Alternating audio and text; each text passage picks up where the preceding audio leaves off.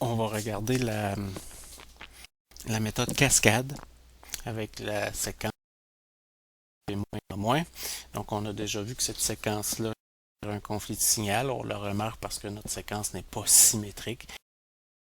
Les méthodes qu'on peut utiliser pour régler cette situation, c'est avec la méthode cascade de créer en réalité deux sources d'alimentation différentes qui fait que les deux conflits de signaux vont être sur des sources différentes. Alors, la méthode nous indique qu'il faut décomposer en groupes. Donc, on ne peut pas avoir deux signes inverses d'une même action dans un groupe. C'est-à-dire ici, j'ai A plus B plus. Ensuite, je vais décomposer en groupe B moins, décomposer en groupe. Donc, je vais avoir deux groupes, ce qui me permet d'avoir A plus B plus dans le groupe 1, B moins A moins dans le groupe 2. Les conflits de signaux vont être ainsi évités. Deux groupes, je dois avoir un seul distributeur qui va nous permettre de... Donc, je vais faire un changement avec un 5,2 comme ça. Là, je vais augmenter, je vais ajouter un 5,2 à mon schéma. Ensuite, la méthode nous dit variable active d'un groupe. En général, le capteur de fin de course là, doit commander directement le changement de groupe. Donc, si je remarque ici, le changement de groupe se fait par B1. Donc, B1, ici, la sortie de B1 va venir changer le groupe.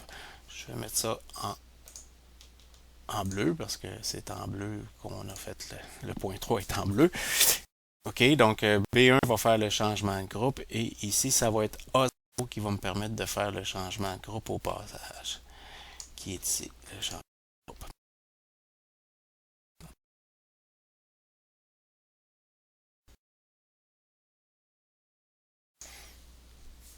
Donc, A0 va me permettre de faire le changement de groupe au groupe 1 dans ce cas-là. Je vais mettre ça en bleu. Ensuite, le point 4 nous dit la commande du premier mouvement d'un groupe est commandée directement par la ligne du groupe. Donc, dans mon cas, le premier mouvement, la première action de mon groupe 1 doit passer par le bouton de départ de cycle, mais va venir directement du groupe 1. C'est-à-dire que là, je vais venir chercher mon groupe 1 et la première action qui est A+, je viens de mettre ici. Donc, ça va être en vert.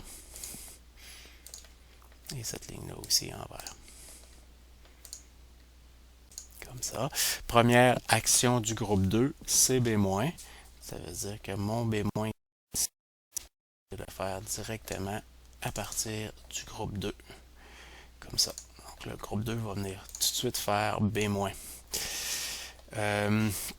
Ensuite, les capteurs de fin de groupe, le point 6, sont alimentés directement par leur groupe.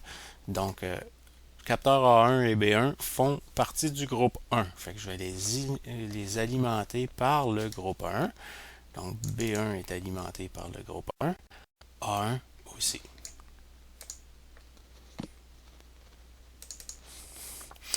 B0 va être alimenté par le groupe 2.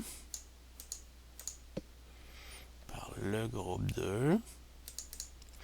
Et puis A1 va être alimenté par le groupe 2. Ensuite de ça, ce qui me reste à faire, c'est le point 7. Les commandes des mouvements restants se font comme la méthode là, intuitive qu'on a déjà vue. Oh, j'ai oublié d'alimenter A0 ici. A0, lui, fait appartient au groupe 2. Donc, je vais aller chercher, je vais l'alimenter. A0 appartient au groupe 2. A1 et l'alimentation groupe 1. Ensuite, bon, ce que je disais, c'est que les derniers mouvements des mouvements restants vont se faire directement par les commandes. C'est-à-dire B0 ici va aller faire A-. Donc le B0, je vais y aller par en haut. Je vais aller faire mon A-. Celui-là va être rouge. Je vais se déplacer un peu. Et A1, le signal A1. Oh là, attendez, j'ai fait une petite erreur. le signal A1 va aller faire B-.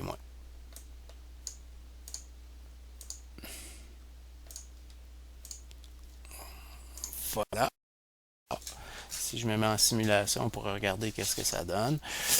À l'heure actuelle, j'ai de l'air dans le groupe 1. Je vais peser sur mon départ de cycle. Je vais aller faire ma séquence de cette façon-là. Le passage des deux groupes élimine la possibilité de conflit de signal.